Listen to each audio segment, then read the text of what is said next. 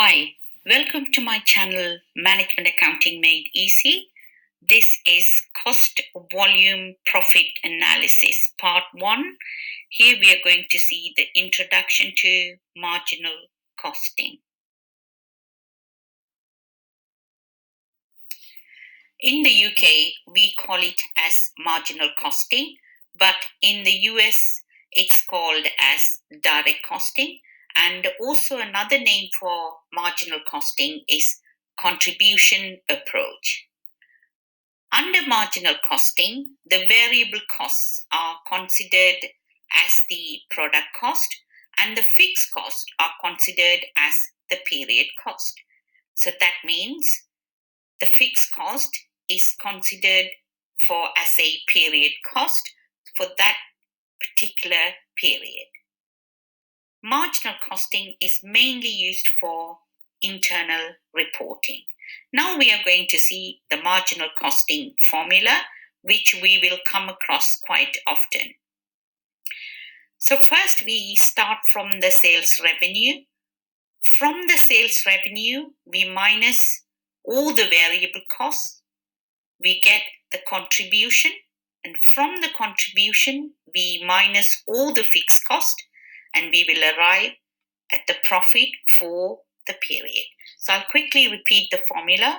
Sales revenue minus all the variable cost, you get contribution, and from the contribution, you minus the fixed cost, and you get the profit for that particular period. Here we are going to see what is a marginal cost. The marginal cost of a product is the total variable cost of that product. So variable cost includes all the direct cost, that is direct material cost, direct labor cost, direct expenses, and all the variable overheads. So that means the marginal cost or the variable cost is equal to total prime costs. We know prime costs are the total of all the direct costs plus the variable overheads. Under marginal costing, variable costs are charged to the cost units and the fixed costs are treated as period cost and charged against the total contribution of that particular period. And marginal cost does not contain any element of fixed cost. So in simple terms, marginal cost or variable cost is the cost which will disappear when you shut down a product line or a subsidiary. Marginal cost equals to, we are summarizing the marginal cost formula here, direct material cost plus the direct labor cost plus the direct expenses plus all the variable overheads. As we have seen above, marginal cost equals to prime cost plus all the variable overheads. Now, the total marginal cost varies with the number of units produced. Say if you produce more number of units, your total marginal cost will increase. But the marginal cost per unit is constant. So you need to be very clear with that. Total marginal costs will vary with the number of units produced. When you produce more number of units, your total marginal cost will increase. But the marginal cost per unit is constant. So this is one of the assumptions under marginal costing. So we'll see. Marginal cost is the cost of producing one extra unit of output. For example, in a factory, say we can produce a maximum of 1,000 units. So even if you produce 600 units or 900 units, the factory rent would remain the same as long as the company doesn't exceed the maximum capacity of 1,000 units. Therefore, the fixed cost would remain the same. So when you produce one extra unit, the only cost that will increase is the variable cost or the marginal cost. So marginal cost is an incremental cost of producing an extra unit of a particular product. Now, marginal costing is widely used in managerial decision making. So we'll see. Marginal costing is not a method of costing like job costing or process costing. So what is marginal costing? Marginal costing is simply analyzing the costs as guidance for management to make short-term decision making and not for long-term decision making. Analyzing the cost means analyzing the cost into fixed and variable.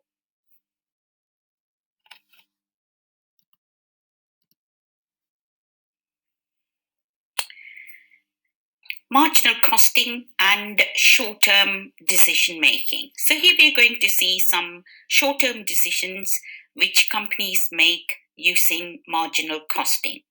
The first one, to decide whether to outsource, or outsource means buying from an outside supplier, or to produce in-house. So when they make this decision, only variable cost of making is compared with the cost of buying from the outside supplier, because the fixed cost is not going to be affected by this decision, because whether you make it in-house or whether you are going to buy from an outside supplier, your fixed cost, for example, your factory rent, is going to stay the same. Second decision, automation of functions in an organization. So for this decision, the key costs will be taken into account, such as the incremental cost. For example, when they automate their functions, they have to make employees redundant. So they need to compare the redundancy cost of employees against the cost of buying the new equipment and the subsequent maintenance of those equipments. So in order to determine how much a firm is going to gain or lose by automating its functions, so marginal costing can be used for these decision making. The third one, cost control, mainly the variable cost. Here the variance analysis report is produced, which compares the actual variable cost incurred with the standard or expected variable cost. So the management can decide whether the variable costs are within the standard or not, and corrective actions can be taken. Customer profitability analysis. So here companies can determine which customers are worth keeping and which customers are worth eliminating. And another one is profit volume analysis. In marginal costing, the profit volume chart, we call it PV chart, is drawn by plotting changes in profit levels as the sales volume changes, so that management can estimate the amount of profit at different levels of corporate activity. So I have included another profit volume chart in my next slide, so we will understand this profit volume analysis a bit more detail. We are going to see the profit volume chart here. This chart shows the profit or loss at various levels of sales. So if you look at this graph, the y-axis shows the profit or loss and the x-axis shows the number of units sold. Now, first, the company has to cover the fixed cost. So in this case, in our example, the fixed cost is £10,000. So before they make any profit, they have to cover this whole £10,000. So after covering the fixed cost of £10,000 in this example, they will reach the break-even point. So at this point, there will be no profit or no loss. After break-even point, the company will start to make profit until they reach the maximum sales capacity. So if you look at this graph, the pink area shows the loss area and the light green area shows the profit area. The light green is after the break-even point. So if you look at the dark green and the light green area, that big triangle together shows the contribution earned. Because when you look at the marginal costing formula, which is given below, contribution minus fixed cost equals to the profit. So the contribution is equal to profit plus the fixed cost. So this is how the profit volume chart works, but we will be seeing more of this later on. Here we are going to see the contribution analysis. First of all, we'll see how to calculate contribution per unit. Contribution per unit equals to selling price per unit, take away variable cost per unit or marginal cost per unit. In simple terms, contribution is the excess of sales over the variable cost or marginal cost. Contribution per unit is constant and it doesn't vary with the different levels of output and sales. This is another assumption under marginal costing. That is, contribution per unit is constant. It doesn't vary with the different levels of output and sales. Now, the total contribution is equal to the total number of units sold times it by contribution per unit. So contribution gives an idea of how much money is available to pay towards the fixed overheads of a company in order to make profit. So the profit is calculated by taking the fixed overhead, the total fixed overhead, from the total contribution. So profit is equal to total contribution, take away the total fixed overheads. But profit per unit will vary with different levels of output. So I'll repeat it again. Contribution per unit is assumed to be constant, but profit per unit will vary with different levels of output.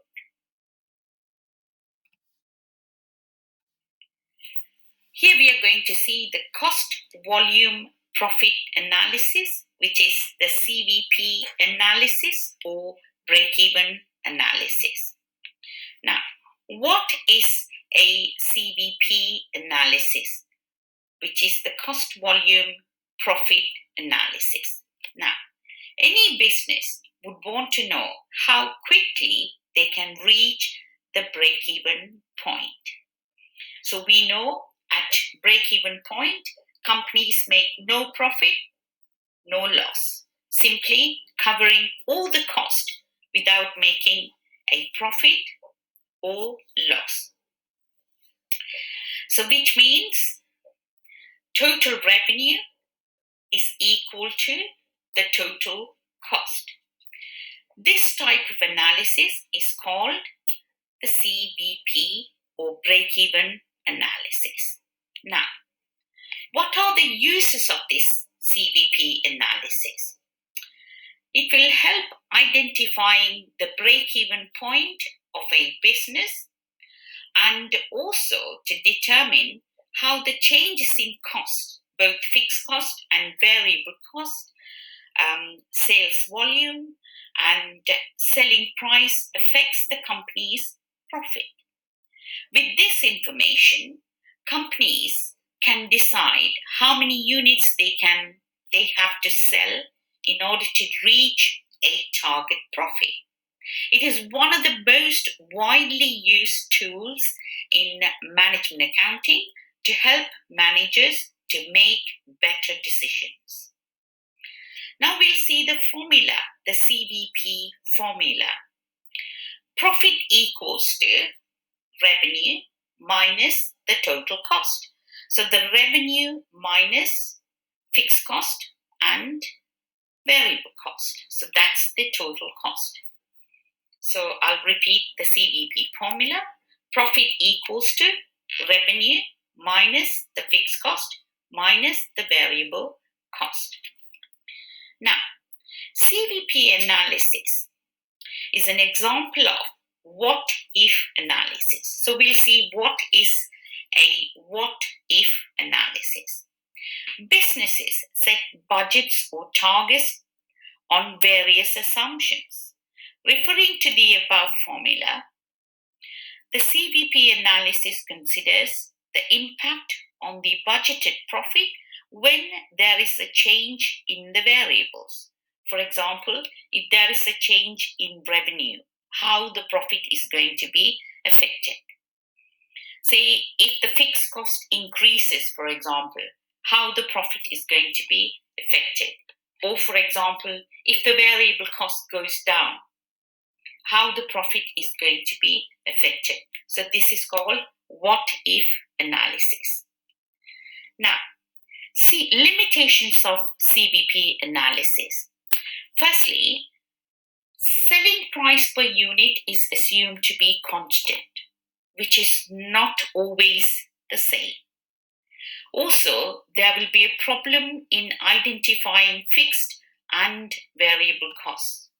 Again, fixed cost is not always fixed, which will vary when the activity level changes, because we know there is a step fixed cost. Because say, for example, in this factory space, we can produce only 10,000 units. Say, for example, if you are getting an order for 15,000 units, obviously you need to hire another factory space. So your rent will go up, or maybe your rent will double. So that is called step fixed cost. Now, another assumption here is variable cost per unit is constant. But this is not the case when businesses get bulk discounts. So variable cost per unit will change. Therefore, the proportionate relationship between variable cost and the volume of output is not always effective.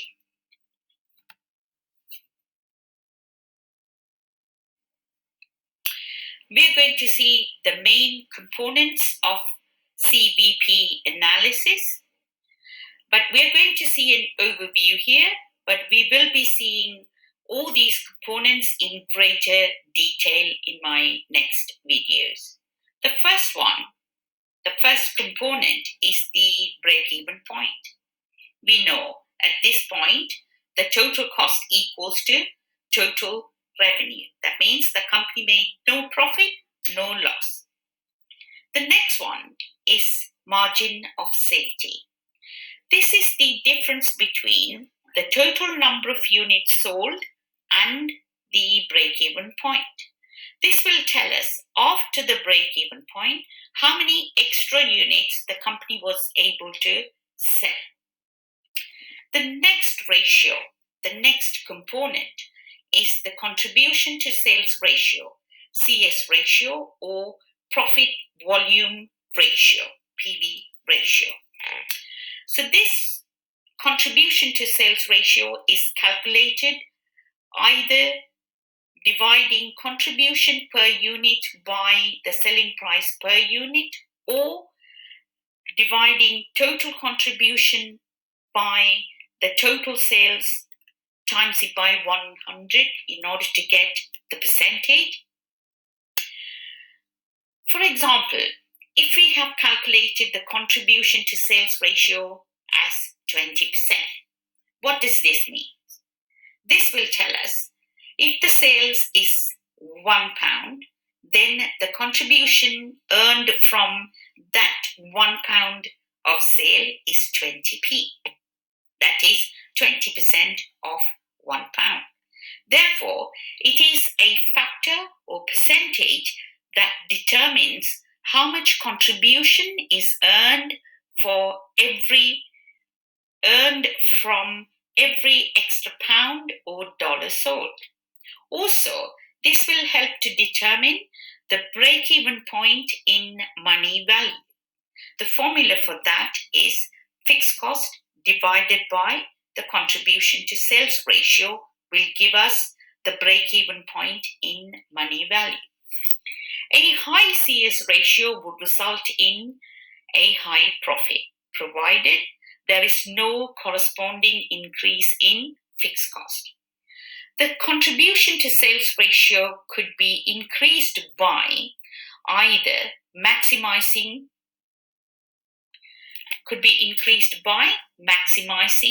the contribution. So how to maximize the contribution? Either we have to reduce the variable cost, or we can improve our product mix. If possible, we can increase the selling price. Now, the final component is the target profit. Now, we'll see the main objective of this. So the main objective of every business is not just to break even, but to earn a decent profit. This is called target profit. In another way, target profit is the anticipated amount of profit that the managers of a business expect to achieve in a certain accounting period. So don't worry, we have seen all these main components in a nutshell. So we are going to see in greater detail in my next videos.